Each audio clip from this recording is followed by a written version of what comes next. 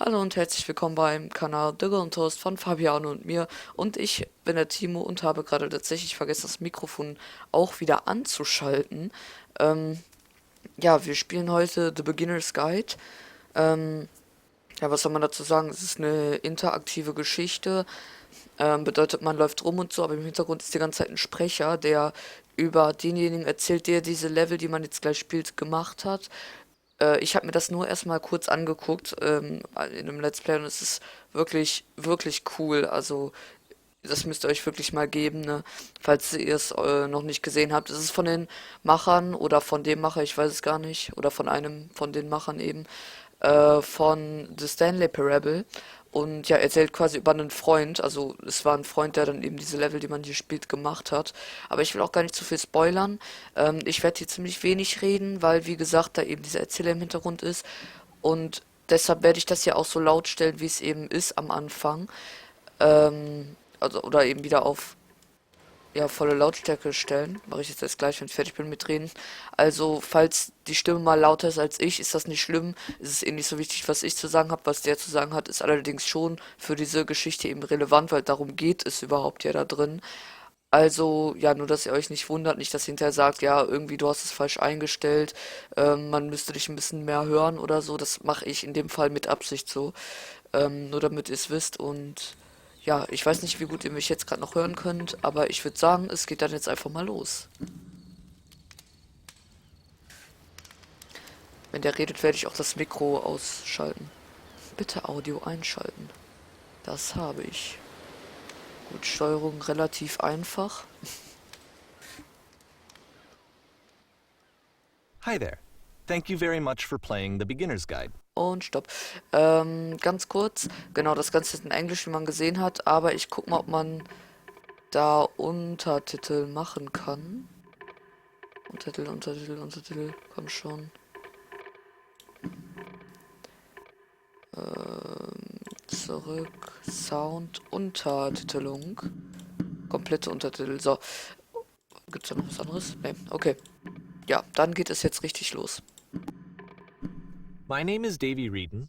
I wrote the Stanley Parable, and while that game tells a pretty absurd Okay, es tut mir leid, Leute. Ich werde einfach story, today I'm going to tell you Klappe. about a series of events. So, ich versuch's jetzt nochmal. Also, sorry, Leute. Anscheinend hat er das jetzt nicht direkt übernommen oder so. Ja, komplette Untertitel. Okay, versuchen wir es jetzt nochmal.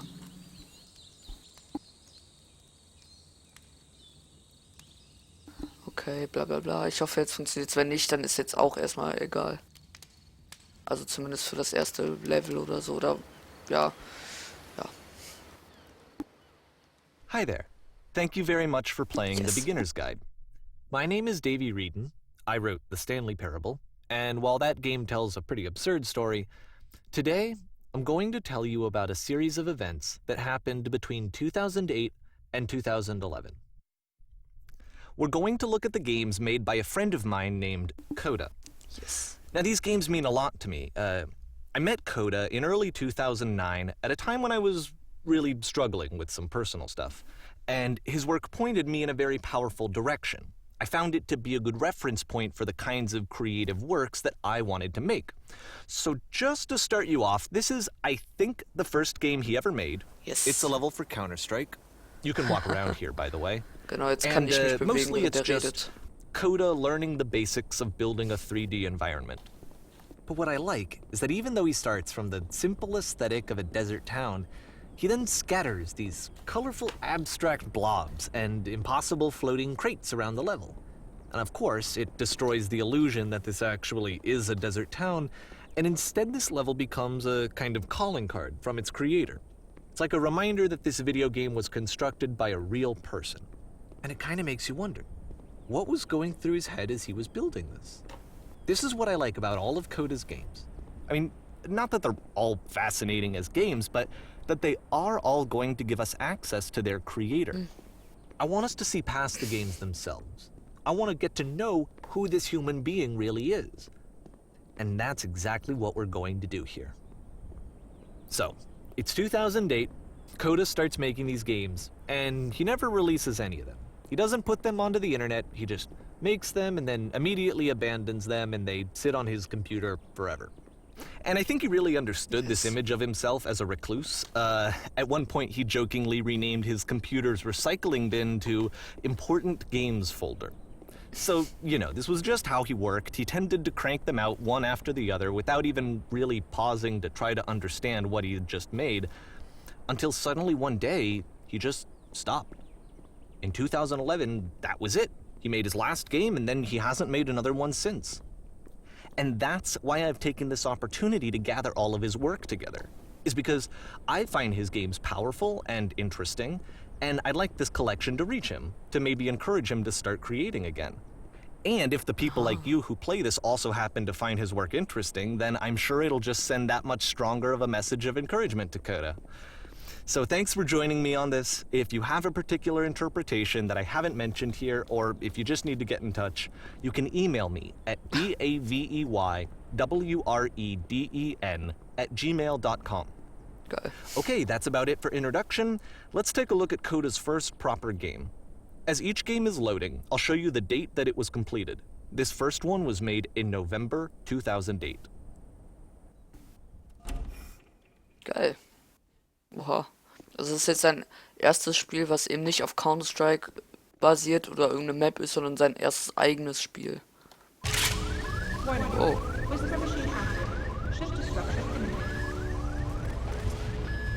This game is called Escape from Whisper, and it's one of the more generic games you'll see from Coda. Heilige Scheiße. Aber man hat schon mal eine Waffe und alles ist schon. Oh, Waffe leer. Kann man die nachladen? Scheiße. Security call breached. Hostile alien life forms inbound. It kinda looks like this game was abandoned mid-development. For instance, you have this gun, which you'd think would indicate that there are supposed to be monsters or enemies somewhere, but then clearly there are no enemies anywhere. You can't even reload the gun when you run out of bullets. Ah, okay. But ultimately we don't really know. Maybe Coda thought that actually it was complete the way that it is. And I think that we should talk about his games for what they are, rather than for what they're not. Enemy force neutralized. Begin ship evacuation. Und weiter geht's. I love how you can see the bottom of the universe from this room. Ja, das ist gut.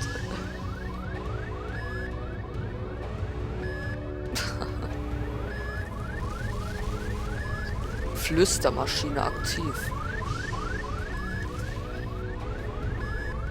Die Flüstermaschine. Ah. Ach du.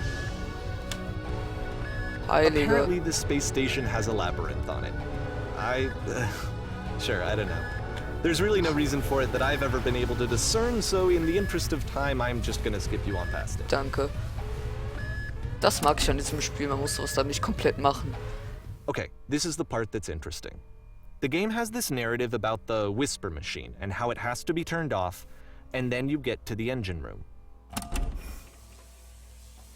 Hey, you there, in the engine room. You could save us all. That beam is powering a whisper machine.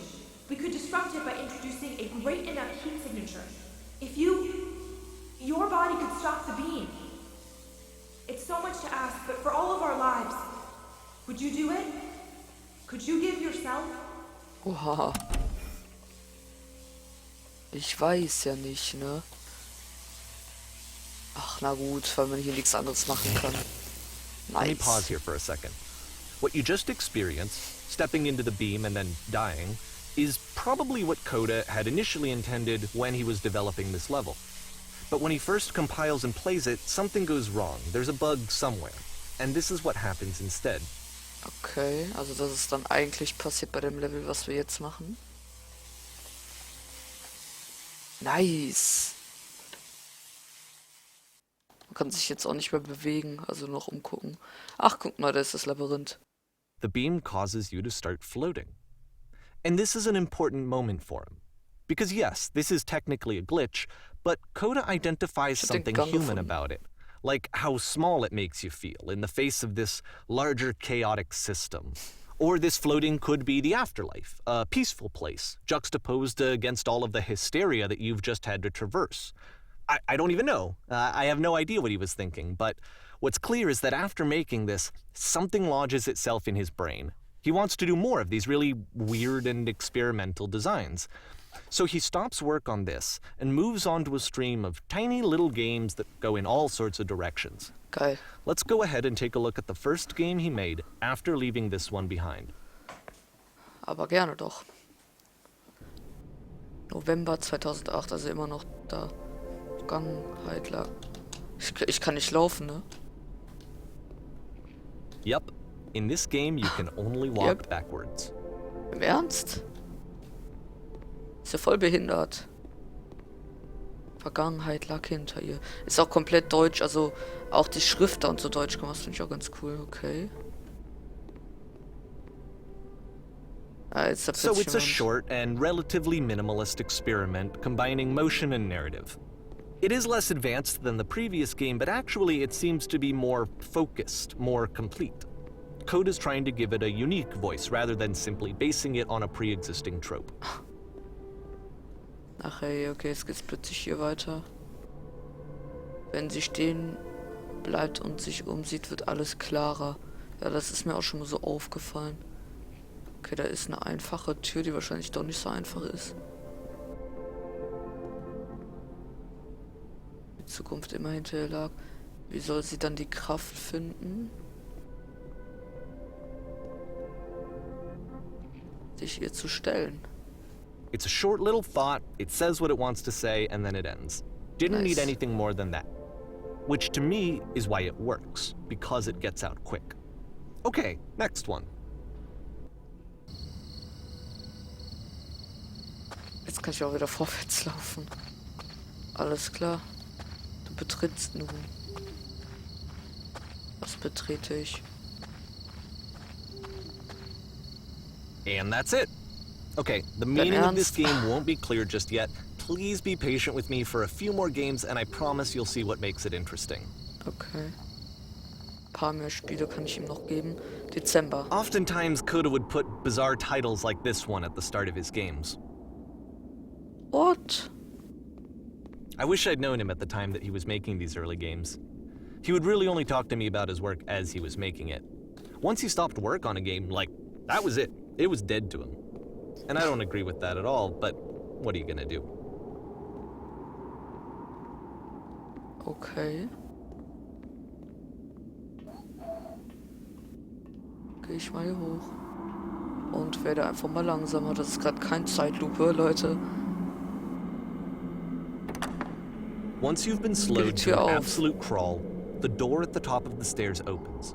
So why, if Coda's not showing these games to anyone, why bother opening the door at all? Well, to show you, I'm modifying the game here so that when you press enter, it'll bring you back up to full speed so you can enter the door for yourself. Danke. Zack. Kann ich das wieder umändern? Nein. Nice. 3 Sekunden lang eine Beeren. Ach, das sind seine Ideen, ne? Spielt's lauter Ton ohne A Körper. room that's warm and nice and filled with little ideas for games.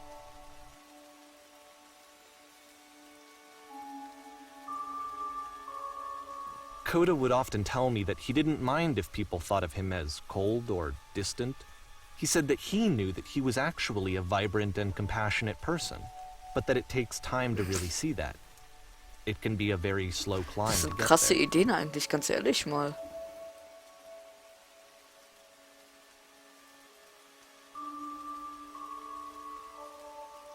Also ich finde es gar nicht mehr so schlecht, diese Ideen. Jetzt haben wir schon Januar. Auch die Fische fertig los. Ach du Heilige.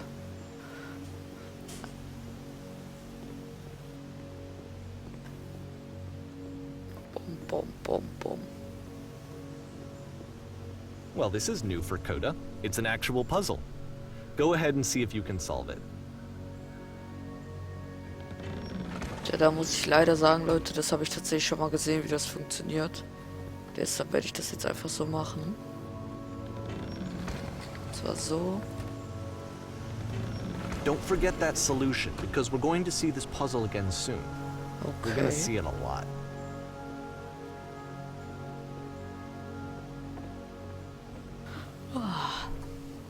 So that seems to be it, right? You walk down a corridor, you solve a puzzle, you get to the end. Simple enough. Alright, now I'm going to modify the game again so that when you press enter, it'll remove all of the walls from this room. Heilige Fuck. Heilige Scheiße. How about that? There was more to it than we had any way of knowing. I actually find it funny that this game comes after the Stairs game, since they essentially convey the opposite idea. So, in the Stairs game, a dull exterior concealed a rich interior. And then, in this level, a dull interior hides this fantastic outer world. Either way, I think that the point is the same, is that most of the time you don't get to know what you're missing, or even that you're missing anything. That's not your role as a player. So if your role here is not to understand, then what is it? Shit. Wieder Januar. Ach. Sieh mal, Leute. Du verlässt nun. Ah. Aha. So this, combined with the entering game from earlier, tells us that Coda believes his games are connected somehow. It could even be that the Stairs game and the puzzle game are literally connected in between this and the entering game. There's a bigger picture that all of his games are meant to play a role in, some larger meaning that we won't be able to grasp until we've seen all of them. And once we have, we can step back and start to understand what exactly that bigger picture is. März 2009. Oben geblieben ist noch keiner. Cool. Let's talk about video game development for a second. Every video game runs on what's called an engine, which determines what the game can and cannot do. So in other words, the engine is a set of tools for game development. Cool.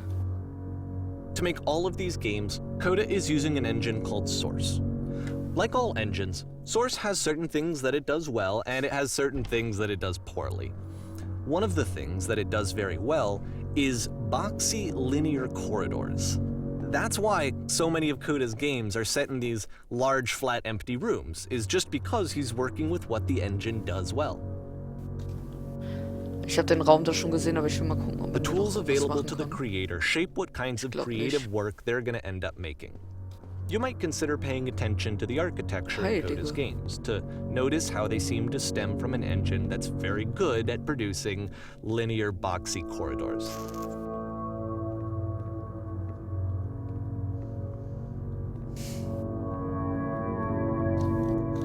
Scheiße. Nein. Ist das jetzt schlimm? Sterbe ich jetzt oder so? Ne, gut. Ja dann.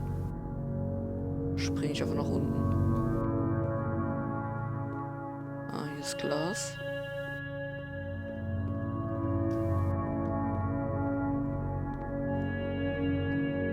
Heilige Maria Mutter.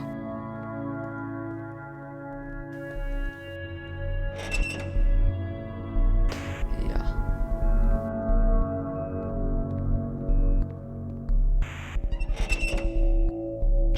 Vielen Dank auch. Heilige Scheiße. Ich will da nicht rein.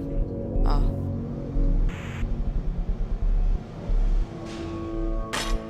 Okay, da auch nicht. This prison, funny enough, in Coda's original design, the doors stayed shut for a full hour before letting you go. If you don't mind, I think we're gonna skip that. Ja, das This wäre is schon something that ganz he and I gut. used to argue about a lot. You know, whether a game ought to actually be playable, whether it means anything if no one can get through it. And I would always defend that, you know, all this work goes into the game, why not make it playable and accessible? And so we just got into heated arguments over it, and there was one time that after one of these conversations, he went home, and a day or two later, he sent me a zip file entitled Playable Games that was full of hundreds of individual games, each of which was just an empty box that you walked around in and nothing else. Believe me, I played every single one of those just to find out if there was like a gag hidden somewhere. There wasn't. Scheiße.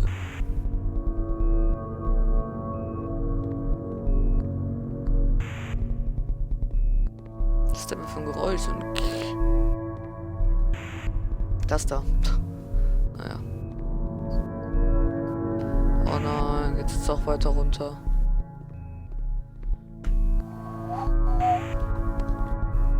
Alles klar.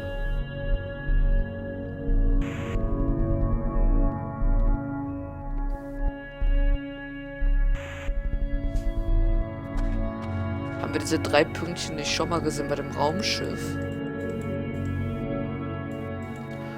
Ja.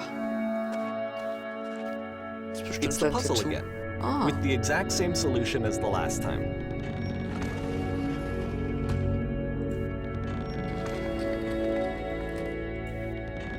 There's still no clear indication of what makes this puzzle so special that Coda is going to return to it over and over. But I promise I'll share with you my interpretation very shortly. Okay. Und weiter.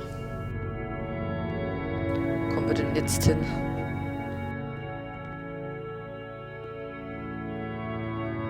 Nice. Hören. Sprechen. Hey du, Here, kommst Coda von oben? begins Was ist using da a kind oben? of dialogue system that he fashioned out of the engine's chat capabilities. Geil. Use the 1, 2, 3 buttons on your keyboard to respond. Ah, okay, welche soll ich sagen? Ich sag mal, was ganz oben ist.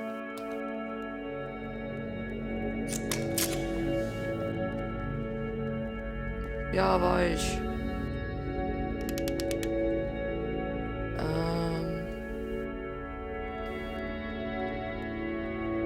Ja, warum nicht? Was soll der machen? Perfekt, jetzt sagen wir, das gelöst ist. Vertrauen zur Lösung. Sagen uns, wenn man auf die andere Seite kommt.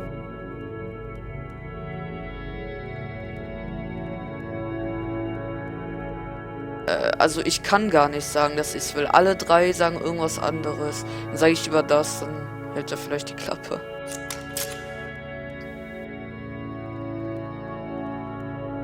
Warum?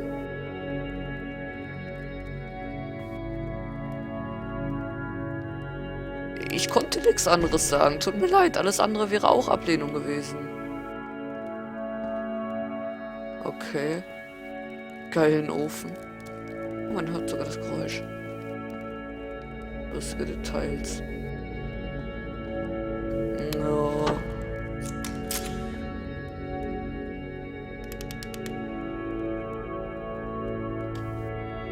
So. Jetzt lasse ich mich darauf jetzt gar nicht ein.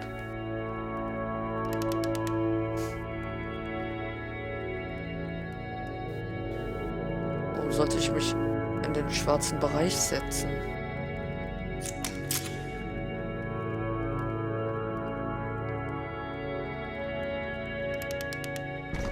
Wie lange sind die hier unten? Heilige Scheiße.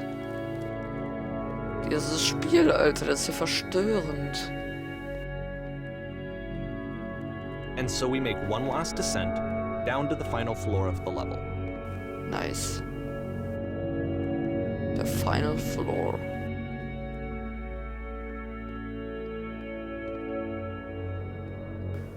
Darum. Und plötzlich ist er ein Himmel, weil er es kann. It's a lamppost. Kann ich dran lecken? Okay, I can't tell you quite why, but for some reason Coda fixates on this lamppost. It's going to appear at the end of every single one of his games from here on out. I'll tell you what I think. I think that up to this point, you know, he's been making really strange and abstract games with no clear purpose, and maybe you can only float around in that headspace for so long. Because now he wants something to hold on to. He wants a reference point. He wants the work to be leading to something. He wants a destination, which is what this lamppost is. It's a destination. Oh Gott. We're gonna see it in the work as well. His games Ey, are das just Spiel gonna macht zwar become a keinen lot Sinn, more aber ich stelle eine cohesive, Straßenlampe a lot hin, more dann macht das fully Spiel developed, Sinn. with more of a clear idea behind them. And as we go, that idea will get clearer and clearer and clearer. Ja, also Spiel macht keinen Sinn, ich stelle eine Straßenlampe hin oder macht das Sinn oder was? Ja, kann man machen. April 2009.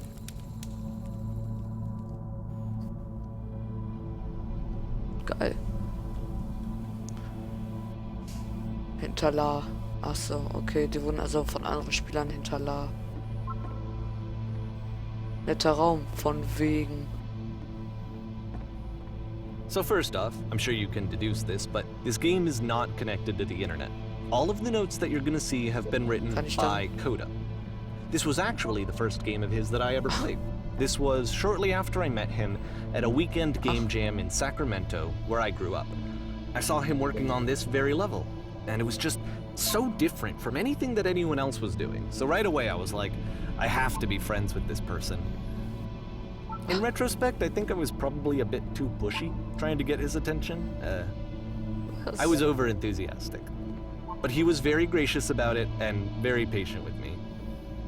And I cooled off eventually. Oh, feel free to skip over any of these notes if they're not doing anything for you. Nothing extra is going to happen if you read all of them. Either way, to me they convey a sense of loneliness.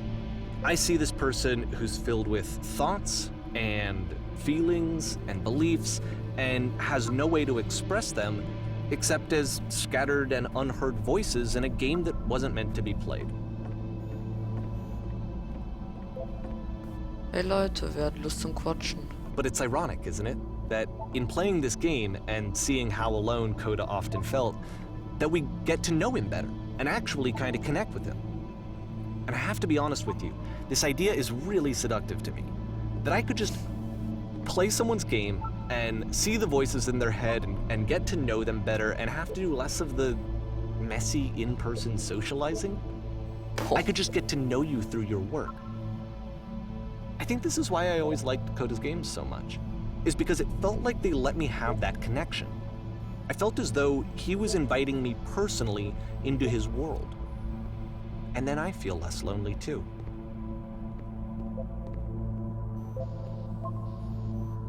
Gibt's auf jeden Fall viel. Wie viel Mühe hat er sich gemacht zur Hölle? Ich meine, ich persönlich weiß. Alles klar. Ich persönlich weiß immer noch nicht, was ich davon halten soll, ob diese Geschichte jetzt echt ist, die er erzählt. Was ich, um ehrlich zu sein, ich weiß nicht, ob ich das gerne glauben würde.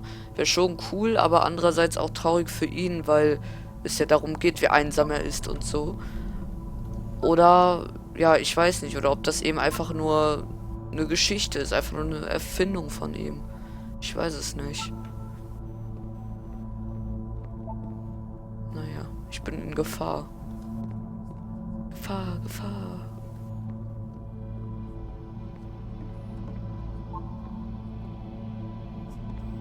Das ist ein Gemälde, was soll das heißen? Hat echt Promo. Ja, was soll das heißen? Das ist ein Gemälde, ey. So bescheiden.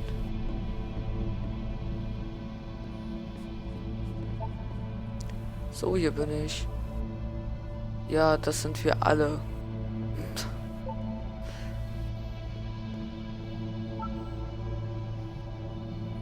Was für ein schreckliches Geheimnis. Ihr habt das Spiel geschafft. Kommt mir nicht so vor. Mehr Räume? At the end of this level, we're going to see the puzzle again. And here, I'll tell you what I think the puzzle means. Each of these games represents an idea that was on Coda's mind at the time that he was making it. And the puzzle is a way of closing the door on a previous chapter of his life before moving on to the next one.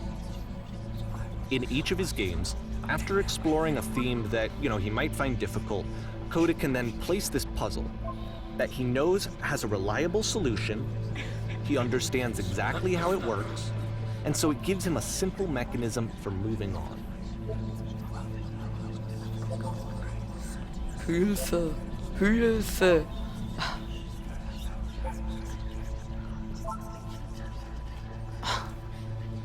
And because there's this dark area between the doors, a space between spaces, before you move on, you get to pause. Just for a moment, a few seconds to reflect on and let go of the events that led you here. To step back and connect the pieces together. to grasp at that elusive bigger picture.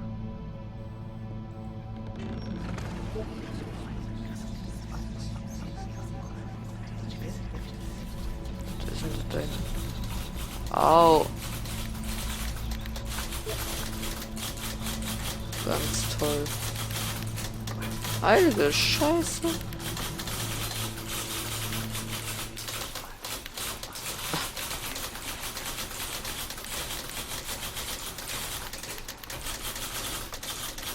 Ey, halt's Maul.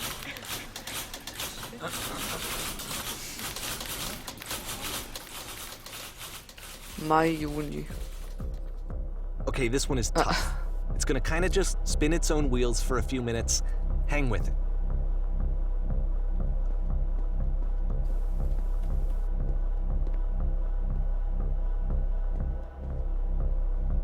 Nice. Also wir sind in einem Gefängnis, oder was ist das? Gefängnis. Oh, das gar nicht mal so schlecht aussieht. Und wir kommen aus dem Gefängnis auch raus.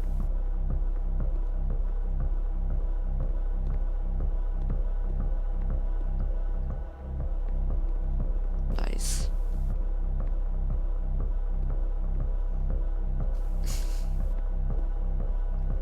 Ach, jetzt bin ich in dem Brunnen, den man da gesehen hat. See, like, this is it. Toll. The whole game. And there's nothing that's particularly interesting about it. You just walk to the end of a hallway. Except, for some reason, Coda gets really fixated on this prison that has all of this modern furniture. And I don't know why, but he decides he needs to revisit this prison. He's gonna start over, use the same assets, turn it into something else. Okay, cool. Here's version 2.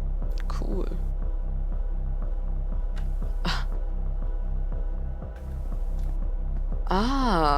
Nein. Ein großes Loch. Das ist kein großes Loch.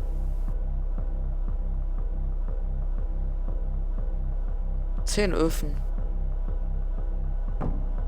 Ach komm schon.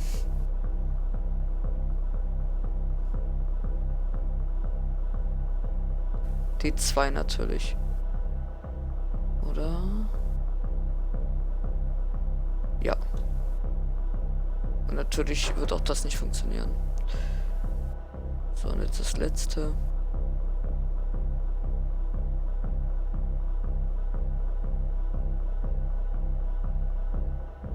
Drei.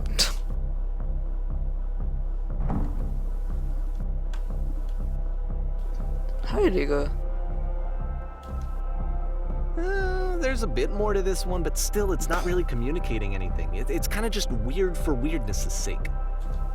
Heilige Kacke. Das geht noch weiter. So, okay, Nein. he throws it out and starts over. This time he comes at the prison idea from a different direction. Bitte geh vorwärts. Okay. Zuerst musst du auf den Tisch klicken. Fotorahmen und dreh es nach rechts. Stell aber diesem Raum aus und wieder ein. Im linken Sofa. Berühre noch die Regale. Einem echten Gefängnis der Fluchtweg nun frei. Geht zurück zum Anfang, zurück in ein Gefängnis gebracht zu werden. Was?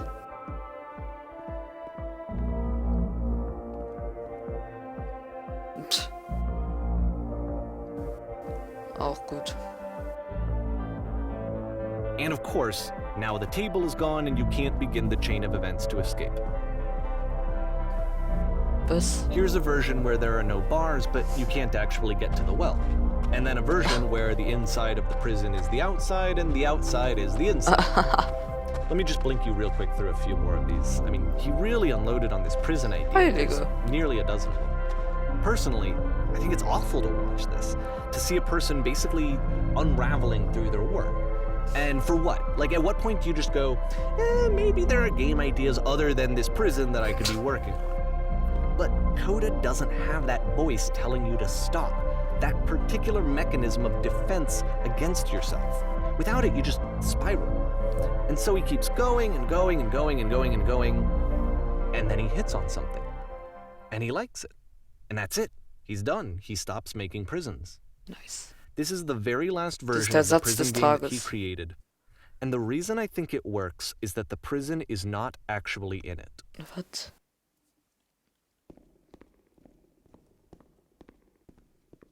Das ist ein ganz anderes Level. Was hat das zur Hölle damit zu tun? Hä?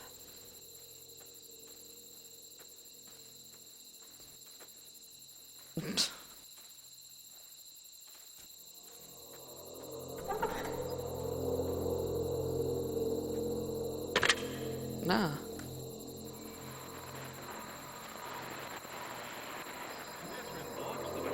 Ach du Heilige. Ich bin du nach der Flucht aus dem Gefängnis? Du bist ich? Das ist jetzt mal mega creepy. Du warst also auch in dem Gefängnis. Ja, ich war in der Möbel. It's a conversation. And so this is what Coda wants, is to be able to talk to someone, to share what's on his mind, and to get some good advice from someone who knows. But the irony is that even in this scenario, you're still talking to yourself. You know, all of these games so far are Coda talking to himself.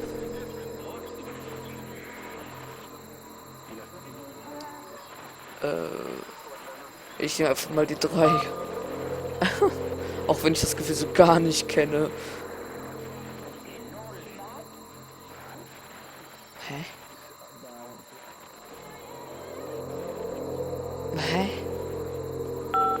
Hä? Ich mach dem hier mal keine Angst.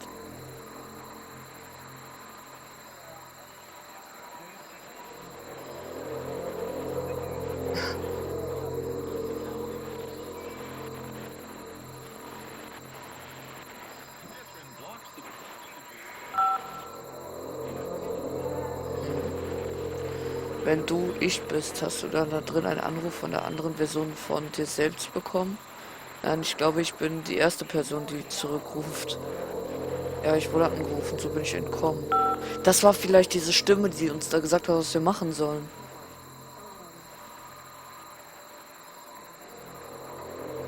Das ist mir ernst sein muss. Gefragt, was ich davon halte, gefangen zu sein. Ja.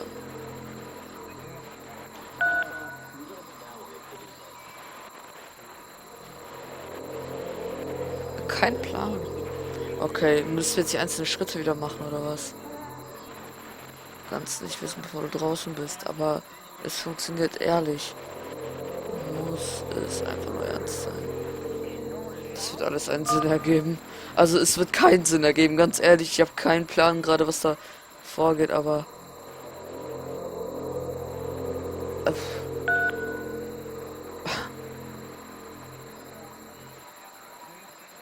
Ich I bin can am see why he Arsch. considers this a fitting conclusion to the prison games.